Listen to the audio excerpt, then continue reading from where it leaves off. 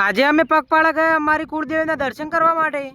તો જય માતાજી મિત્રો, આપણા 365 દિવસના ડેલી વ્લોગિંગ જર્નીનો આજે છે 11મો દિવસ। સવારમાં ઉઠવું પડ્યું હતું વહેલા, કારણ કે અમારે પગપાળા જવાનું હતું અમારે કુળદેવી માતાજીના દર્શન કરવા માટે। અને આજે હતી આપણા માતાજીની પૂનમ, એટલે આપણે ઈચ્છા થઈ જાય છે કે પગપાળા જઈએ દર્શન કરવા માટે। એટલે સવારમાં અમે હેડી નીકળીએ છીએ અમારી કુળદેવીમાં હરસિદ્ધિ માતાજીના દર્શન કરવા માટે। અને કોણ કોણ હરસિદ્ધિ માતાજીની પૂનમ ભરવા માટે ઈશ્વર આવે છે તે કમેન્ટમાં જરૂરથી કહેજો। ઘેરથી અડ્યા હતા, ચાલતા ચાલતા વણાસરના પાટી આવી જઈએ છીએ। વણાસરના પાટીએથી યુટર્ન મારી લઈએ છીએ અને પછી આવી જઈએ છીએ અમે કુંવારિકા નદીએ। અને આ છે કુંવારિકા નદી, જે બીજા સરસ્વતી નદીના નામે પણ ઓળખાય છે। અને આ નદીનો ઇતિહાસ તો તમામ લોકોને ખબર જ હશે, અને ના ખબર હોય તો યુટ્યુબમાં સર્ચ કરી લેવું।